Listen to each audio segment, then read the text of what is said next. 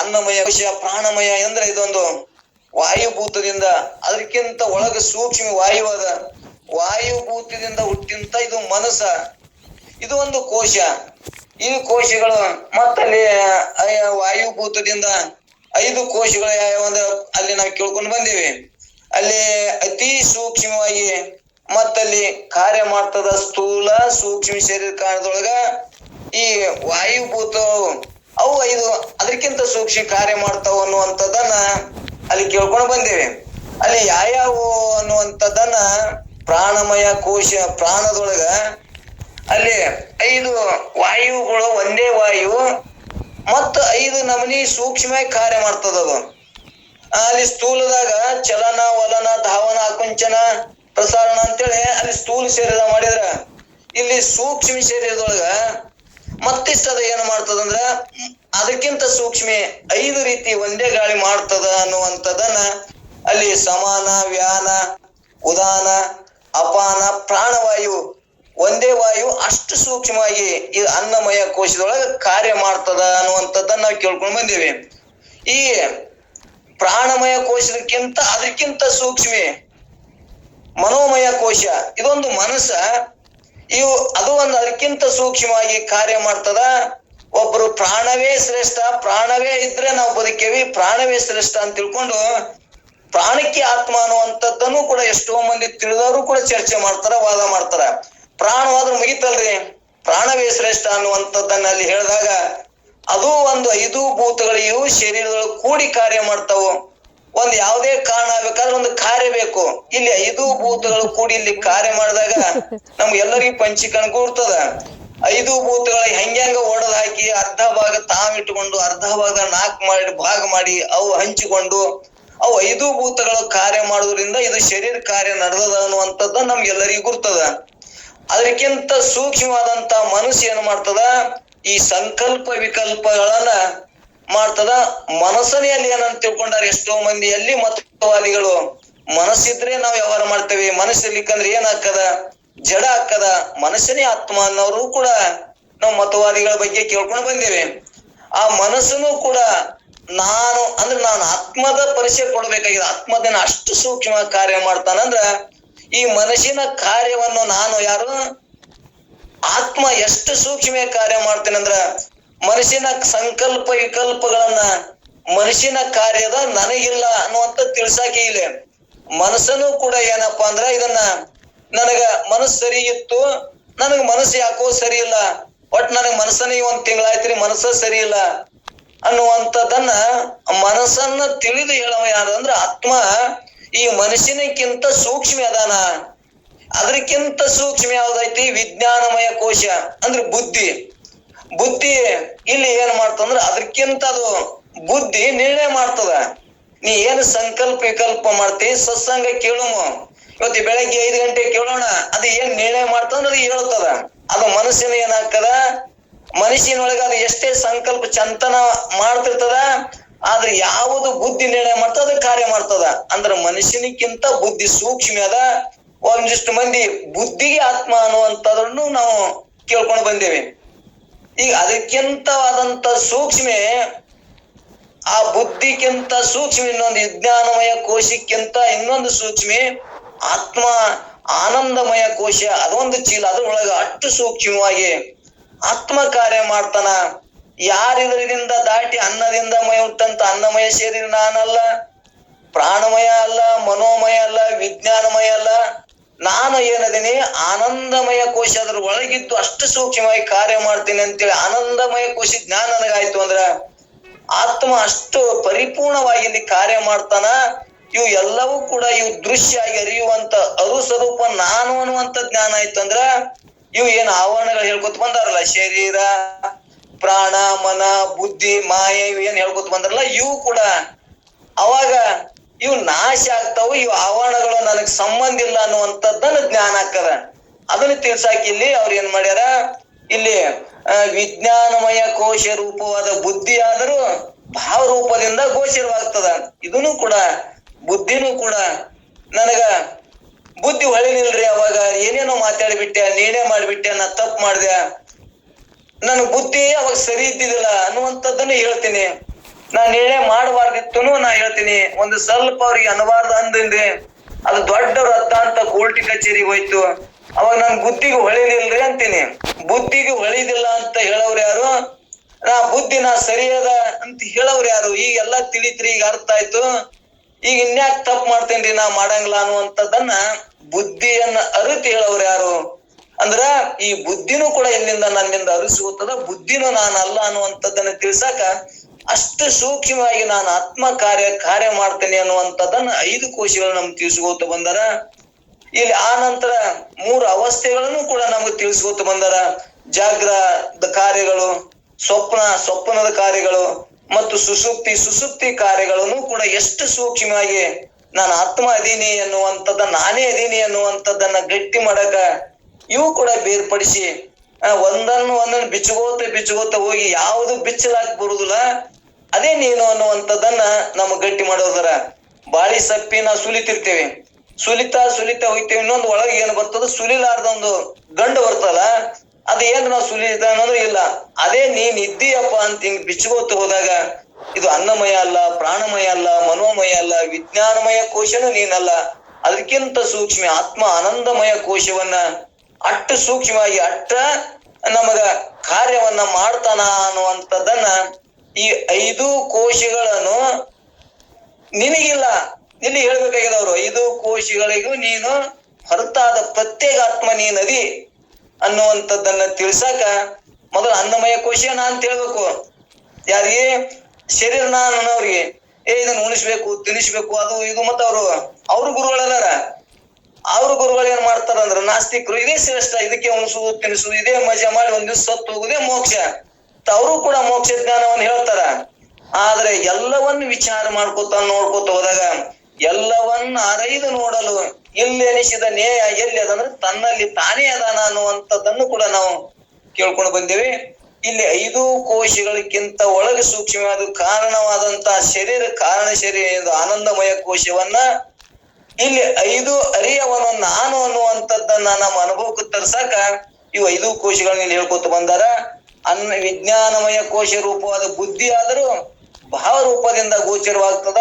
ಆದ್ದರಿಂದ ಇದು ತಾನಲ್ಲ ಎಂದ ತಿಳಿದ ಮೇಲೆ ಪ್ರತ್ಯಾಹಾರ ಎಂಬ ಅಂಗವು ತನ್ನಿಂದ ಮಾಡಲಿಕ್ಕೆ ಬೇಕಾಗಿಲ್ಲ. ಆದ್ದರಿಂದ ಕ್ಷೇತ್ರಜ್ಞನಿಗೆ ಬಂದ ಕ್ಷೇತ್ರಜ್ಞ ಎಂಬ ಹೆಸರು ನಾಶ ಆಗ್ತದ ಅನ್ನುವಂಥದ್ದನ್ನ ತಿಳ್ಕೊತ ಬಂದಾರ. ಅಂದ್ರ ಕ್ಷೇತ್ರ ಮತ್ತು ಕ್ಷೇತ್ರಜ್ಞ ಯಾವಾಗ ತನ್ನ ಜ್ಞಾನ ಆದಾಗ ಇವು ಎರಡೂ ಇಲ್ಲ, ತಾನೇ ಅರಿಯುವಂತ ಸ್ವರೂಪ ಅದಾನ, ಎರಡನ್ನು ಅರಿಯುವಂತ ಸ್ವರೂಪನೇ ತಾನೇ ಅದಾನ ಅನ್ನುವಂಥದ್ದನ್ನ ಇಲ್ಲಿ ನಮಗ ಇದು ಅಂದಾಗ ಇಲ್ಲಿ ಪ್ರತ್ಯಾಹಾರ ಅಲ್ಲಗಳ ಕೇಳಕತ್ತಾರ. ಪ್ರತ್ಯಾಹಾರ ನಾವು ಹೊರಗೆ ಹೋಗುವಂತ ಇಂದ್ರಿಯಗಳನ್ನು ತಡೆ ಹಿಡಿದು ತನ್ನೊಳಗೆ ನೋಡಿದಾಗ ಅಲ್ಲಿ ಏನಾಗ್ತದ, ತಾನೇ ಆನಂದ ಸ್ವರೂಪ ಅನ್ನುವಂಥದ್ದು ಗುರ್ತಾಗ್ತದಲ್ಲ, ಅದು ಪ್ರತ್ಯಾಹಾರ. ಇಂಥದನ್ನ ಮಾಡ್ರಿ ಅನ್ನುವಂಥದ್ದನ್ನ ಹಿಂದ ಎಲ್ಲಿ ಸಗುಣ ಅಷ್ಟಾಂಗ ಯೋಗದೊಳಗೆ ಅಲ್ಲಿ ಅದನ್ನ ಹೇಳ್ಕೊಂಡು ಬಂದಾರ. ಈಗ ಇದನ್ನು ಕೂಡ ಅಲ್ಲಗಳ್ಕೋತ ಇದು ನೀನಲ್ಲಪ್ಪ, ನೀನ್ ಯಾರದಿ ಅಂದ್ರ ಸಚ್ಚಿತ್ ಆನಂದ ಸ್ವರೂಪನೇ, ಚಿದಾನಂದ ರೂಪ ಶಿವ, ನೀನು ಶಿವ ಪರಮಾತ್ಮನೇ ನೀನಿದಿ. ಇವು ಎಲ್ಲವನ್ನು ಅರಿಯುವುದ ಅರಿಸುವುದರಿಂದ ಇವೆಲ್ಲ ದೃಶ್ಯದವು. ನೀನು ಅರಿಯುವನು ದುಃಖದಿ. ಇವು 5 ಕೋಶಗಳ ಇದ್ದು ನೀನು ಅರಿತಿ ಅಂದ್ರ ಎಷ್ಟು ಸೂಕ್ಷ್ಮವಾಗಿ ನೀನು ಆತ್ಮ ಕಾರ್ಯ ಮಾಡ್ತದ ಅನ್ನುವಂಥದ್ದನ್ನ ಇಲ್ಲಿ ನಮಗ್ ಗುರ್ತಾಗ್ತದ. ಇಲ್ಲಿ ಏನು ಬತ್ತು, ಕ್ಷೇತ್ರಜ್ಞ ಎಂಬ ಜ್ಞಾನ ಬತ್ತು ಅನ್ನುವಂಥದ್ದನ್ನ ಇಲ್ಲಿ ನಾವು ಹೇಳ್ಕೊತ ಬಂದೇವಿ. ಕ್ಷೇತ್ರಜ್ಞಂ ಚಾಪಿ ಮಾಂ ವಿದ್ಯೆ ಸರ್ವ ಕ್ಷೇತ್ರಸ್ಯ ಭಾರತ. ಕ್ಷೇತ್ರಜ್ಞ ಜ್ಞಾನಂ ಯತಜ್ಞಾನಂ ಮತಂ ಮಮ ಅಂದ್ರ ಅಂತ ಮಮ ಸ್ವರೂಪ ನೀನು ಇದಿ ಎನ್ನುವಂಥದ್ದು ಜೀವಾತ್ಮ ನಾನೆಂದು ನೀನು ತಿಳಿ. ಹಾಗೆ ಕ್ಷೇತ್ರಜ್ಞ ಅರ್ಥಾರ್ಥ ಇಲ್ಲಿ ವಿಕಾರ ಸಹಿತ ಪ್ರಕೃತಿ ಮತ್ತು ಪುರುಷ ತತ್ವದಿಂದ ತಿಳಿಯುವುದೇ. ಇದನ್ನ ಹಿಂಗ್ ನಾವು ತಿಳ್ಕೊಂಡ್ ಬಂದೇಳಿ, ಇದೇ ತಿಳಿಯುವುದೇ, ಇದೇ ಜ್ಞಾನ. ಇದು ನಾನೇನು ಹೇಳುದಲ್ಲ, ಇದು ವೇದ ಸಮ್ಮತದ, ವೇದಗಳ ಪ್ರಕಾರ ಹಿಂಗ ಅದ ಅನ್ನುವಂಥದ್ದನ್ನ ಇಲ್ಲಿ ಕೃಷ್ಣ ಪರಮಾತ್ಮ ಅರ್ಜುನಿಗೂ ಕೂಡ ಇದಂ ಶರೀರಂ ಕೌಂತೆಯ ಕ್ಷೇತ್ರ ಮಿಥ್ಯ ವಿದ್ಯತೆ ಅಂತೇಳಿ ಎರಡನೇದ್ರ ಕ್ಷೇತ್ರಜ್ಞಂ ಚಾಪಿ ಮಾಂ ವಿದ್ಧಿ ಸರ್ವ ಕ್ಷೇತ್ರಸ್ಯ ಭಾರತ. ಕ್ಷೇತ್ರಜ್ಞ ಜ್ಞಾನಂ ಯತಜ್ಞಾನಂ ಮತಂ ಮಮ ಅಂದ್ರೆ ನನ್ನ ಮತ ಅಲ್ಲ, ಇದು ವೇದ ಸಮ್ಮತವಾದ ಮತ ಅದ ಅನ್ನುವಂಥದ್ದನ್ನ ಇದು ಹೇಳ್ಕೊತ ಬಂದಾರ.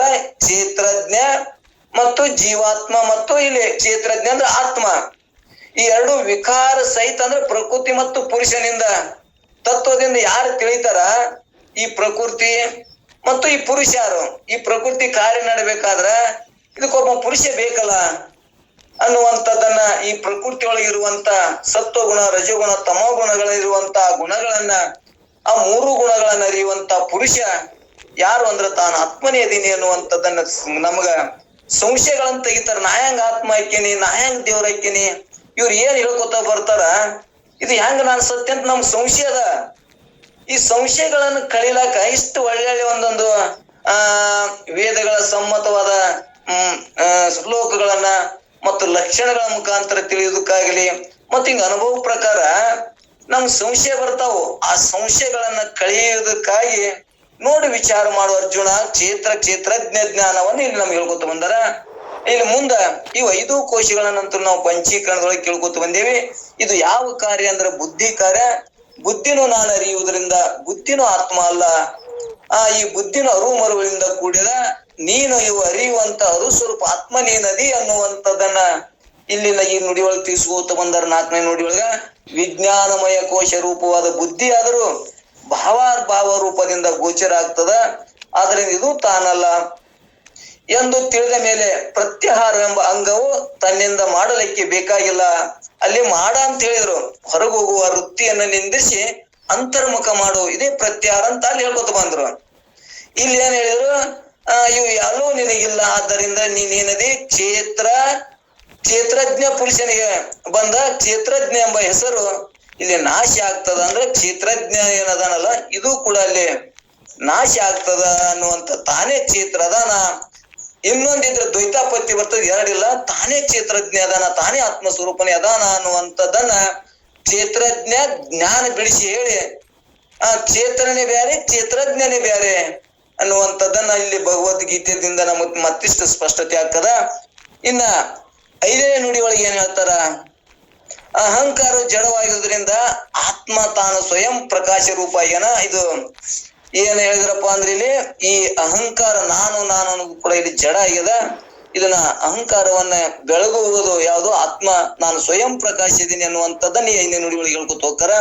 ಅಹಂಕಾರವು ತಾನು ಅಲ್ಲದರಿಂದ ಧಾರಣೆಯೂ ಇಲ್ಲ. ಅಲ್ಲಿ ಧ್ಯಾನ ಧಾರಣೆ ಹೇಳ್ಕೊತ ಬಂದ್ರಲ್ಲ, ಧಾರಣೆ ಇಲ್ಲ ಈಗೆಂದು ತಿಳಿದ ಕೂಡಲೇ ಇಲ್ಲಿ ಏನ ನಾಶ ಆಗ್ತಂದ್ರ ಸಾಕ್ಷಿ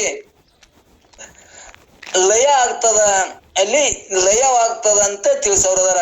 ಇಲ್ಲಿ ಲಯ, ಬಾಧ ಮತ್ತು ನಾಶ ಇವು ನಮ್ಗೆಲ್ಲರಿಗೂ ಗುರ್ತದ. ಇಲ್ಲಿ ಲಯ ಆಗ್ತದ ಅನ್ನುವಂಥದ್ದನ್ನ ತಿಳಿಸೋರದಾರ. ಇಲ್ಲಿ ಏನ್ 5ನೇ ನುಡಿ ಒಳಗ ಭಾವರೂಪನಾದ ಆದ್ರೆ ತಾನು ಆತ್ಮ ಸ್ವಯಂ ಪ್ರಕಾಶ ರೂಪನಾದ. ಆತ್ಮನು ಭಾವರೂಪವಾದ ಆತ್ಮನು ತಾನು ಅಹಂ ಅಲ್ಲ ಓದರಿಂದೆ ಅಹಂಕಾರ ತನಗಿಲ್ಲದರಿಂದ ಧಾರಣೆ ಇಲ್ಲವೆಂದು ತಿಳಿಯುವುದು. ಅಂದ್ರೆ ಇಲ್ಲಿ ಧಾರಣೆ ಎಂಬ ಏನ ಅಂಗ ನಾವು ತಿಳ್ಕೊಂಡೇವಲ್ಲ, ಇದು ಕೂಡ ಇಲ್ಲ. ಇದು ನೀನು ಆತ್ಮ ನೀ ಹೆಂಗದಿ ತಿಳಿದಂದು ಸಾರಿ ನೀನರಿ ಸಾಕ್ಷಿ ಇಳಿಯುವುದೆಂದು ವಿಚಾರಿಸಿ ವೇದಾನುಮತದಿಂದ ಅನ್ನುವಂಥದ್ದನ್ನ ಇಲ್ಲಿ ಹೇಳ್ಕೊತ ಬಂದರ. ಸಾಕ್ಷಿ ಎಂಬ ಹೆಸರು ಕೂಡ ಇಲ್ಲಿ ಲಯ ಆಗ್ತದ.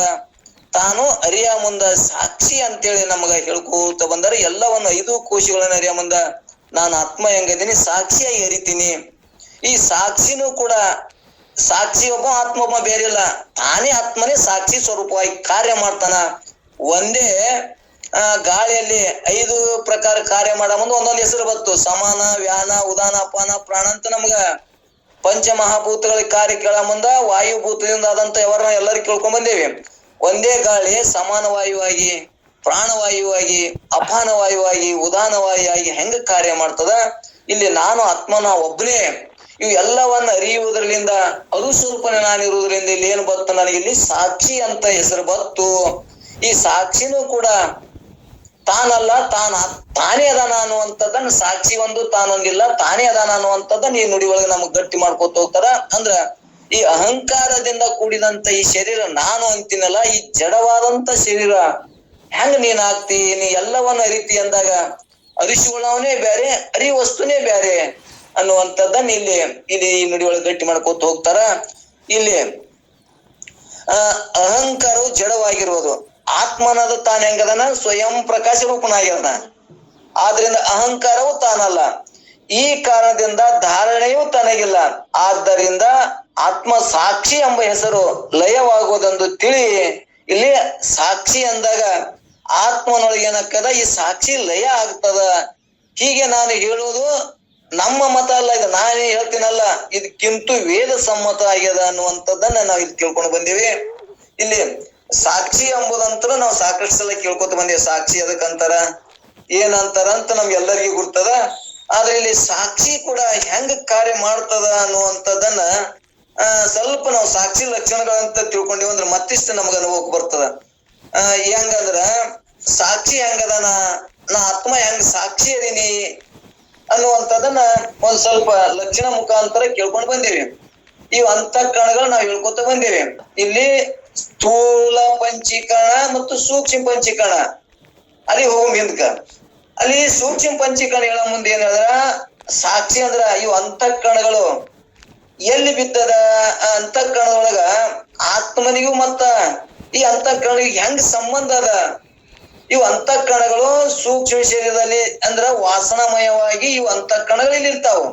ಇವು ಅಂತಃಕರಣಗಳು ಹೆಂಗದಾವ್, ಜಡ ಅದಾವ. ಇವು ಹೆಂಗ್ ಚೇತನ ಅಕ್ಕವ ಅಂದ್ರ ಅಲ್ಲಿ ಯಾರು ಆ ಕೂಟಸ್ಥ ಪ್ರತಿಬಿಂಬ, ಆತ್ಮನ ಪ್ರತಿಬಿಂಬ ಎಲ್ಲಿ ಬೀಳ್ತದ ಅಂದ್ರ ಕೂಟಸ್ಥ ಪ್ರತಿಬಿಂಬ ಇಲ್ಲಿ ಬತ್ತು. ಕೂಟಸ್ಥ ಅಂತ ಇಲ್ಲಿ ಯಾಕೆ ಬತ್ತು, ಅಲ್ಲಿ ಆತ್ಮನಿಗೆ ಅಲ್ಲಿ ಚೇತನ ಅಂತ ಹೆಸರು ಬತ್ತು. ಮಾಯಿ ಉಪಾಧಿ ಒಳಗೊಂಡಾಗ ಇಲ್ಲಿ ಅವಾಗ ಏನ್ ಬತ್ತು, ಅಲ್ಲಿ ಬ್ರಹ್ಮಚೇತನ ಬತ್ತು. ಇಲ್ಲಿ ಜೀವನೊಳಗ ಉಪಾಧಿ ಮಾಡ ಮುಂದೆ ಇಲ್ಲಿ ಏನ್ ಬತ್ತು, ಇವಾಗ ಕೂಟಸ್ಥ ಚೈತನ್ಯ ಬತ್ತು. ಅಂತಃಕರಣ ಒಳಗ ಅಂದ್ರೆ ಅನೇಕ ಜೀವರಾಶಿಗಳಿರುವುದರಿಂದ ಇಲ್ಲಿ ಅನೇಕ ಕಾರ್ಯಗಳನ್ನ ಮಾಡಿದ್ರು ಕೂಟಸ್ಥನಿಗೆ ಮಾತ್ರ ಏನೂ ಆಗುದಿಲ್ಲ. ಹೆಂಗಂದ್ರ ಒಂದು ಅಡಿಗಲ್ ಹೇಳ್ಯಾರ. ಅಡಿಗಲ್ ಅಂದ್ರೆ ಕೂಟಸ್ಥ, ಅದ್ರ ಮ್ಯಾಗ ಏನೇನು ಸಾಮಾನುಗಳು ಮಾಡ್ತೇವೆ, ಏನೋ ಸಾಮಾನು ಮಾಡಿದ್ರು ಕೂಡ ಅಡಿಗಲ್ ಏನೂ ಆಗುದಿಲ್ಲಲ್ಲ. ಹಂಗ ಈ ಕೂಟಸ್ಥನಿಗೆ ಈ ಏನು ಆಗೋಂಗ್ ಬಾಧ ಆಗುದಿಲ್ಲ. ಇವ್ ಮ್ಯಾಗ ಏನ್ ಮಾಡಿರ್ತೇವಲ್ಲ ಅವು ನಾಮಗಳು ಮಾತ್ರ ಬೇರೆ ಬೇರೆ ಆಕ್ಕಾವು. ಕೊಡ್ಲಿ ಕುಡ್ಗೋಲ ಏನೇನೋ ನಾಮಗಳು ಆಗ್ತಾವ. ಆದ್ರೆ ಅಡಿಗಲಿಕ್ ಮಾತ್ರ ಏನೂ ಆಗಿಲ್ಲಲ್ಲ. ಹಂಗ ಕೂಟಸ್ಥ ಚೈತನ್ಯದ ಪ್ರತಿಬಿಂಬ ಅಂತಃಕರಣವಿದ್ದಾಗ ಆ ಕೂಟಸ್ಥನಿಗೆ ಏನೂ ಆಗಿಲ್ಲ. ಅಂತಃಕರಣ ಧರ್ಮಗಳು ಹೆಂಗಿರ್ತಾವ ಹಂಗ ಅಲ್ಲಿ ಕಾರ್ಯ ಮಾಡ್ತಾವ. ಅಲ್ಲಿ ಕುಡ್ಗೋಲ ಏನೇನ್ ಅನ್ಸ್ಕೋತಾವ. ಅದ್ರ ಅಡಿಗಲಿಕ್ಕೆ ಏನ್ರ ಅನ್ಸ್ಕೋತಾವ ಅಂದ್ರೆ ಏನೂ ಆಗುದಿಲ್ಲ. ಮತ್ತ ಅದ್ರ ಮ್ಯಾಗೆ ಕಾರ್ಯ ಮಾಡ್ಯಾವ. ಅದ್ರ ಸತ್ತಾದಾಗ ಇವೆಲ್ಲ ಸಾಮಾನುಗಳು ಉತ್ಪನ್ನ ಆಗ್ಯಾವ. ಅಡಿಗಲ್ಲ ಅಂದ್ರೆ ಕೂಟಸ್ಥ ಚೈತನ್ಯದಿಂದ ನೀವು ಅಂತಃಕರಣ ಕಾರ್ಯಗಳು ಮಾಡ್ತಾವ. ಆ ಅಂತಃಕರಣಗಳಿಗೆ ಬಿದ್ದಂತ ಅವಿಶಿಷ್ಟ ಚೇತನವೇ ಇಲ್ಲಿ ಏನಕೋತ ಬಂದಾರ, ಜೀವ ಅಂತ ಹೇಳ್ಕೊತ ಬಂದಾರ. ಅಂತಃಕರಣ ಉಪಹಿತ ಚೇತನವೇ ಇಲ್ಲಿ ಏನ್ ಅನ್ಬೇಕಾಗ್ಯದ, ನಮ್ಗೆ ಸಾಕ್ಷಿ ಬೇಕಾಗ್ಯದ. ಇಲ್ಲಿ ಸಾಕ್ಷಿ ಇದೆ ನಾನು. ಅಂತಃಕರಣಗಳನ್ನ ಅರಿಯುವುದರಿಂದ ನನಗೇನು ಬತ್ತು, ಇಲ್ಲಿ ಸಾಕ್ಷಿ ಅಂತ ಬತ್ತು. ಮತ್ತ ನಾ ಹೆಂಗದೀನಿ, ಅಲ್ಲಿ ಸಾಕ್ಷಿ ಆತ್ಮನ ಹೆಂಗದೀನಿ, ಉದಾಸೀನದಿಂದ ಅದೀನಿ. ಮತ್ತ ನಾ ಹೆಂಗದೀನಿ, ಸಮೀಪದಿಂದ ಇದ್ದುಕೊಂಡು ತಿಳಿತೀನಿ ನೋಡು. ಅಲ್ಲಿ ಉದಾಸೀನದಿಂದ ಎಲ್ಲಾ ವ್ಯವಹಾರಗಳನ್ನ ಸಾಕ್ಷಿಯಾಗಿ ನಾನು ಅರಿತೀನಿ. ಅಂದ್ರ ಇಲ್ಲಿ ನಾನು ಯಾವುದೇ ಕಾರ್ಯಗಳು ಮಾಡಿದ್ರು ಕೂಡ ಆತ್ಮ ಇಲ್ಲಿ ಆ ಪ್ರತಿಬಿಂಬ ಏನು ಬೇಡ ಅನ್ನೋದಿಲ್ಲ. ನೀನ್ ಅಂತಃಕರಣ ಧರ್ಮ ಇದ್ದಂತ ನೀ ಕಾರ್ಯ ಮಾಡ್ತಿ, ಚಲೋದೇ ಮಾಡ್ಲಿ ಕೆಟ್ಲೆ ಮರಿ ಏನೇ ಮಾಡ್ಲಿ. ಆದ್ರ ಆ ಸಾಕ್ಷಿ ನಾನು ಆತ್ಮ ಹೆಂಗದೀನಿ ಅಂದ್ರಲ್ಲಿ ಉದಾಸೀನದಿಂದದೀನಿ. ನೀ ಇದನ್ನ ಯಾಕೆ ಮಾಡ್ತಿ, ಹಂಗ್ಯಾಕ್ ಮಾಡ್ತಿ ಅಂತಿಲ್ಲ. ನನ್ನ ಪ್ರತಿಬಿಂಬ ನಿನಗೆ ಬಿದ್ದದ. ನನ್ನ ಸತ್ತದಾಗ ಅಂತಃಕರಣಗಳು ಕಾರ್ಯ ಮಾಡ್ತಾವಲ್ಲಿ. ವೃತ್ತಿಗಳಲ್ಲಿರುವ ಅಂತಃಕರಣಗಳ ವೃತ್ತಿಗಳಿಂದ ತಗೊಂಡು ಕಾರ್ಯ ಮಾಡ್ತದ. ಆ ವೃತ್ತಿಗಳಲ್ಲಿರುವ ಚೇತನ ಮಾತ್ರ, ಆ ಚೇತನ ವೃತ್ತಿ ಅಂದ್ರೆ ಏನು, ಈ ಅಂತಃಕರಣ ಧರ್ಮಗಳು ಕಾರ್ಯ ಮಾಡ್ಬೇಕಾದ್ರ ಚೇತನ ಸತ್ತ ತಗೊಂಡು ಇಲ್ಲಿ ಕಾರ್ಯ ಮಾಡ್ತಾವ. ಅದಕ್ಕೆ ಮಾತ್ರ ನಾವ್ ಇಲ್ಲಿ ಏನಾಗಬೇಕು, ಸಾಕ್ಷಿ ಅನಿಬೇಕು ಅನ್ನುವಂಥದ್ದನ್ನ ನಾವು ತಿಳ್ಕೊಂಡು ಬಂದೀವಿ. ಅಂದ್ರೆ ಇಲ್ಲಿ ಸಾಕ್ಷಿನೂ ಕೂಡ ಬ್ಯಾರೆ ಅದಾನ ಅಂದ್ರೆ ದ್ವೈತಾಪತಿ ಬರ್ತದ. ನನ್ನ ಬಿಟ್ಟು ಇನ್ನೊಂದು ಸಾಕ್ಷಿ ಅದಾನ ಅಂದ್ರೆ ಇಲ್ಲ, ನಾನೇ ಆತ್ಮ ಸಾಕ್ಷಿಯ ಇವು ಅರಿಯುವುದರಿಂದ, ಇವು ನನ್ನಿಂದ ಕಾರ್ಯಗಳು ಇವು ಮಾಡುವುದನ್ನ ನಾನು ನೋಡುವುದರಿಂದ ನಾನು ಸಮೀಪನೂ ಅದೀನಿ. ಈ ವ್ಯವಹಾರ ಮಾಡಕ್ ನಾನು ಬ್ಯಾಡ, ಈ ಸಂಸಾರ ಮಾಡು ಅಧ್ಯಾತ್ಮ ಮಾಡು ನಾನು ಬ್ಯಾಡ ಅನ್ನಂಗಿಲ್ಲ. ಎರಡಕ್ಕೂ ನಾನು ಸಾಕ್ಷಿ ಅಂದ್ರೆ ಸಮನಾಗಿ ಅರಿತೀನಿ. ಅದಕ್ಕೆ ನನ್ನ ಪ್ರಕಾಶದಾಗ ಎರಡು ಕಾರ್ಯ ಮಾಡ್ತಾವ. ನಾನು ಮಾಡೋದನ್ನ ಇಲ್ಲಿ ನೀನು ಸ್ವಯಂ ಪ್ರಕಾಶ ಆತ್ಮ ಸ್ವರೂಪನೇ ನೀನು ಬೆಳಗುವದಿ ಅನ್ನುವಂತ ನನ್ನ ಪ್ರಕಾಶ ಜ್ಞಾನ ಆಯ್ತು ಅಂದ್ರ ಈ ಕತ್ತಲ ಅಜ್ಞಾನ ಹೋಗ್ತದ ಅನ್ನುವಂಥದ್ದನ್ನ ಇಲ್ಲಿ ತಿಳಿಸ್ಕೊತ ಹೊಂಟಾರ. ಸ್ಮರಣ ರೂಪವಾದ ಚಿತ್ತು ತಾನಲ್ಲ, ಕಿಂತು ಚಿತ್ತಿಗೆ ಬೇರಾಗಿರುವ ಚಿದ್ರೂಪವೇ ನಾನೆಂದು ತಿಳಿದ ಮೇಲೆ ತನಗೆ ಧ್ಯಾನ ಮಾಡ್ಬೇಕು. ಇದ್ರದ್ದು ಏನ್ರ ಅವಶ್ಯ ಅದನು ಅಂದ್ರ ಧ್ಯಾನದ ಅವಶ್ಯನೇ ಇಲ್ಲ ಅನ್ನುವಂಥದ್ದನ್ನ ಇಲ್ಲಿ ಇದ್ರ ಜಜ್ಮೆಂಟ್ ಮಾಡ್ತಾರ ಅವರು.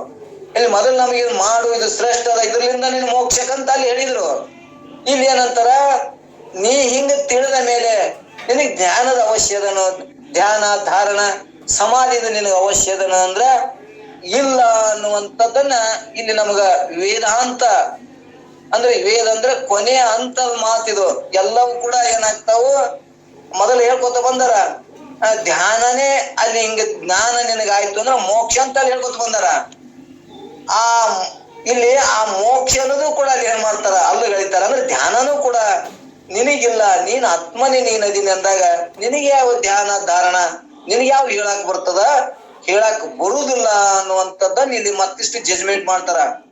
ಅಲ್ಲಿ ಸಗುಣ ಅಷ್ಟಾಂಗ ಹೇಳ ಮುಂದ ಧ್ಯಾನದಿಂದಲೇ ಮೋಕ್ಷಕ್ಕದ. ಪತಂಜಲರು ಧ್ಯಾನಕ್ಕೆ ಮೋಕ್ಷ ಅಂದಾರ.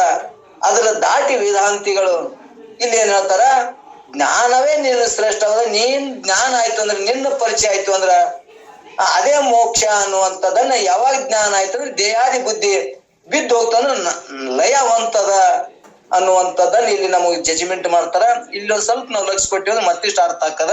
ಇಲ್ಲಿ ಚಿದ್ರೂಪವೇ ನಾನೆಂದು ತಿಳಿದ ಮೇಲೆ ತನಗೆ ಧ್ಯಾನ ಎಲ್ಲಿಂದ ಬಂದಿತ್ತು ಎಂದು ತಿಳಿಯಲು ಎಂದೂ ಇಲ್ಲ, ಕೂಟಸ್ಥ ಎಂಬ ಹೆಸರಿಗೆ ಲಯ ಹೊಂದಿತು ಅನ್ನುವಂಥದ್ದನ್ನ ತಿಳಿ ಮೈತ್ರಿ ಅನ್ನುವಂಥದ್ದನ್ನ ಈ ನುಡಿ ಒಳಗೆ ಹೇಳ್ಕೊತ ಹೊಂಟಾರ. ಇಲ್ಲಿ 6 ನುಡಿ, ಇವತ್ತು 3 ನುಡಿಯನ್ನ ಚರ್ಚೆ ಮಾಡ್ಕೊತ ಬಂದೇವಿ. ಇದನ್ನೇ ಇನ್ನಿಷ್ಟು 3 ನುಡಿ ಒಳಗನೆ ನಾವು ಇನ್ನೊಂದ್ ಸ್ವಲ್ಪ ಆ ಕೂಟಸ್ಥ ಲಯ ಅಂತ ಹೇಳುತ್ತಾರೆ. ಅದೇನ್ ಸ್ಮರಣ ಮಾಡಿದ್ದು ಕೂಟಸ್ಥನು ಲಯ ಹೇಳಿದ್ರೆ, ಕೂಟಸ್ಥ ಅಂದ್ರೆ ಅಡಿಗಲ್ಲದ ಉದಾಹರಣೆ ಕೊಟ್ರ ಅವರು. ಎಷ್ಟೋ ಸಾಮಾನು ಆದ್ರು ಅದಕ್ಕೆ ಅಡಿಗಲ್ಲಕ್ಕೆ ಏನು ಹಾನಿ ಇಲ್ಲ. ಎಷ್ಟೋ ಸಾಮಾನುಗಳು ಮಾಡಿ ಹೋಗಿತಾರ. ಕಂಬಾರ ಉರುಪಿ ಮಾಡ್ತಾನ, ಗುಡ್ಗಲ ಮಾಡ್ತಾನ, ಸಲ್ಕಿ ಮಾಡ್ತಾನ, ಗುದ್ಲಿ ಮಾಡ್ತಾನ, ಎಷ್ಟೋ ಮಾಡಿದ್ರು ಅವಾಗ ಯಾಕೆ ಕೂಟಕ್ಕ ಕಂಬಾರ ಮನೆ ಅಂತೂ ಅಡಿಗಲ್ಲಕ್ಕೆ ಯಾಕೆ ಇದು ಇಲ್ಲ ಅಂದ್ರೆ ಅಡಿಗಲ್ಲಕ್ಕೆ ಏನು ಹಾನಿ ಇಲ್ಲ.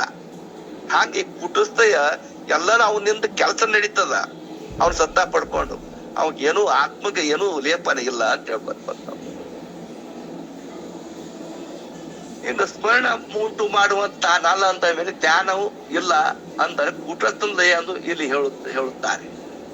ಚಿತ್ತ ತಾನಲ್ಲ ಅದರಿಂದ ಬೆರಸ್ತದ ಚಿತ್ತ ತಾನೆಂದ ತಿಳಿದ ಮೇಲೆ ಎತ್ತಣ ತಾನೆಂದು ಕೂಟಸ್ಥ ಚಿತ್ತಣ ಲಯ ಎಂದು ಲಲಿತಾಗಿ ಚಿತ್ತನೆ ನಾ ಇದ್ರ ಚಿತ್ತ ಇಲ್ಲ ಅಲ್ಲಿ ಲಯ ಆಗ್ಯದ.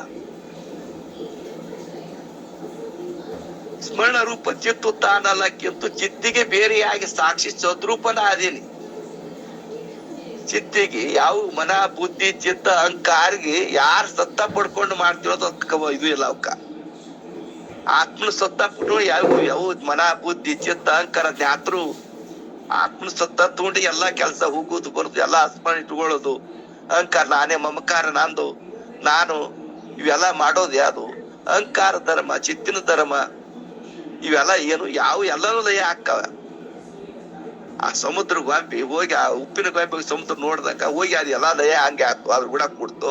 ಹಂಗ ನಾವ್ ಇವರು ಆತ್ಮ ಸತ್ತ ತಗೊಂಡೆ ಎಲ್ಲಾ ಇಂದ್ರಿಗಳು 25 ತತ್ವಗಳು ಇಂದ್ರಿಗಳು ಏನ ಮಾಡ್ತಾ ಆತ್ಮ ಸತ್ತ ಪಡ್ಕೊಂಡೆ ಎಲ್ಲಾನು ಹರಿತದ. ಸ್ಮರಣ ರೂಪ ಚಿತ್ತ ತಾನಲ್ಲಕ್ಕಿಂತ ಚಿತ್ತಿಗೆ ಬೇರೆ ಆಗಿರುವ ಚಿದ್ರೂಪ ನಾನೇ ಅದು. ಚಿತ್ತಿಗೆ ಬೇರೆ ಆಗಿರುವ ಚಿದ್ರೂಪ ಸದ್ರೂಪ ಆನಂದ ರೂಪ ಅದಾನ. ಆತ್ಮ ಹೆಂಗಂದ್ರ ಸದ್ರೂಪ ಅದಾನ, ಚಿದ್ರೂಪ ಅದಾನ, ಆನಂದ ರೂಪ ಅದಾನ ಅಂತ. ಆ ಆನಂದ ರೂಪನೇ ನೀನು. ಆತ್ಮ ಗಟ್ಟಿ ಮಾಡ್ಲಾಕ ಶಾಸ್ತ್ರ ಬೇಕಾಗ್ಯದ್ರಿ. ಆತ್ಮ ದೃಢವಾಗಿ ನಮ್ಮ ನೆಮ್ಮದೇವಂದ್ರ ಆತ್ಮ ಚೈತನ್ಯ ನಾನು, ನನಗೆ ಯಾವ ಸಂಬಂಧ ಇಲ್ಲ ಅಂತ ಲೇಪನ ಹಚ್ಕೊಳಿಕಂದ್ರ ಅವ ಏನೂ ಇರುದಿಲ್ಲ. ಅವ ಸಂಸಾರದಾಗಿದ್ರು ಕುಂಬಾರ ಹುಳ ಇದ್ದಂಗ ಕೆಸರ ಹಚ್ಕೊಳ್ಳೋದಿಲ್ಲ. ಕುಂಬಾರ ಹುಳ ಸಂಸಾರ ಮಾಡಿದ್ರು ಅವಾಗ ಲೇಪ್ ಇಲ್ಲ ಧ್ಯಾನಿಗೆ. ನೀರಿನ ಹ್ಯಾಂಗ ಯಾಕ ಅವ ಸಾಕ್ಷಿ ಹಾಕಿ ಕೊಡ್ತಾರಂದ್ರ ಯಾವ ಅದ್ರ ಸಂಸಾರ ಇರ್ತಾನ ಧ್ಯಾನಿ, ಅವನು ಹೋಗ್ತಾನ ಬರ್ತಾನ ನಮ್ಮಂಗ ವ್ಯವಹಾರ ಮಾಡ್ತಾನಂದ್ರು ಆ ಸಾಕ್ಷಿ ರೂಪ ಅರಿತಾನ. ಅದಕ್ಕೆ ಏನೂ ಲೇಪಿಲ್ಲ. ಸುಖ ಬರ್ಲಿ ದುಃಖ ಬರ್ಲಿ ಹಾನಿ ಬರ್ಲಿ ಯಾಕೆ ಹಚ್ಚುಕೊಳ್ಳೋದ್ರ ಜ್ಞಾನ ಆಗಿರ್ತದ. ಜ್ಞಾನಿಗೆ ಅಜ್ಞಾನಿಗೆ ಯಾಕೆ ಪರ್ಕದ ಈಗ ಹಸುಗೋತ ನಂದು ಮಮಕಾರದಿಂದ. ಅದಕ್ಕೆ ಮಮಕಾರದಿಂದ ಬಂದ ಮುಟ್ಟಿ ಅಂತರು ಇದ್ಕೊಂಡ್ರು. ಎಲ್ಲಿ ಮಮಕಾರ ಅಂದ ಅಲ್ಲಿ ಬಂದದ, ಎಲ್ಲಿ ಮಮಕಾರ ಇಲ್ಲ ಅಲ್ಲಿ ಬಂದನೇ ಇಲ್ಲ. ಆಗೋದು ಆಗ್ಯದಂತ ನಾವ. ಇವ ಜೀವ ಭಾವ ಹಿಡ್ಕೊಂಡು ಏನ್ ಮಾಡ್ತಾನ ಅಜ್ಞಾನಿ, ಆದ್ರೆ ಶರೀರ ನಾನೇ ಹೋಗವ, ನಾನೇ ಬರವ, ನಾನೇ ಕರ್ತು, ನಾನೇ ಭಕ್ತು ಅಂತ ಮೇಲೆ ಆರೋಪ ಮಾಡ್ಕೊಂಡ ನೀವ. ನಿಜವಾದ ಆರೋಪ ಇಲ್ಲ, ಭೇದ ಇಲ್ಲ ಅವನ ಬಲ್ಲಿ ಇರ್ಲಿಕ್ಕೂ. ಯಾಕಂದ್ರ ಹಚ್ಕೊಂಡ ಜ್ಞಾನ ಇರೋದಕ್ಕ, ಶಾಸ್ತ್ರ ಸಂಸ್ಕಾರ ಇಲ್ಲದಕ್ಕ, ಸಜ್ಜನ ಸಂಘ ಇಲ್ಲದಕ್ಕ ನಾನೇ ಶರೀರ ಅಂತ ಕೂತ್ಬಿಟ್ಟ. ಶರೀರ ಅಲ್ಲದ ಪಂಚ ಮಹಾಭೂತ ಶರೀರ. ಅದಕ್ಕೆ ಸಾಕ್ಷಿಯಾಗಿ ಅರಿಯುವಂತ ಸದ್ರೂಪ, ಚಿದ್ರೂಪ, ಆನಂದ ರೂಪನೇ ಅದಿರಿ. ಇದ್ರ ಮ್ಯಾಲ ತಾಧ್ಯಾತ್ಮ ಹೊಂದಿ ನಾನಂತ ಕೂತಿದಿ ಮಮಕಾರದಿಂದ. ಅದು ಜ್ಞಾನಿ ಅಂತ ನೀ ಅಲ್ಲಪ್ಪ, ನಿತ್ಯಾತ್ಮ ಕಳಿತಾರು. ಉದಾಹರಣೆ ಕೊಟ್ಟರು, ಬಾಳೆ ಕಂಬ ಸುಲ್ಕೋತ್ ಆದಾಗ ಏನ್ ಉಳಿತು? ಒಂದು ಗಂಟು ಉಳಿತದ. ಹಾಗೆ ನಿತ್ಯಾತ್ಮ ಕಳೆದ ಎಲ್ಲಾ ತತ್ವಗಳು ಕಳೆದಾಗ ಏನಂತ ನೀನೇ ಸದ್ರೂಪ, ಚಿದ್ರೂಪ, ಆನಂದ, ನಿತ್ಯ ಅಂತ ಉಳಿತದ ಅಂತ ಹೇಳಿದ್ರು. ನನಗೂ ಮಾತಾಡಕ್ಕಂತ ಅವಕಾಶ ಕೊಟ್ಟಂತ ಎಲ್ಲಾ ಶರಣರ ಪಾದಕ್ಕೂ ಮತ್ತೊಮ್ಮೆ ನಮಸ್ಕರಿಸಿ ಓಂ ನಮಃ ಶಿವಾಯ. ಓಂ ನಮಃ ಶಿವಾಯ. ಓಂ ನಮಃ ಶಿವಾಯ. ಶರಣಾರ್ಥಿ ಗೌಡರು ಕೂಡ ಸಾಕ್ಷಿ ಜ್ಞಾನ ಮತ್ತು ಕೂಟಸ್ಥ ಜ್ಞಾನ ಅಡಿಗಲ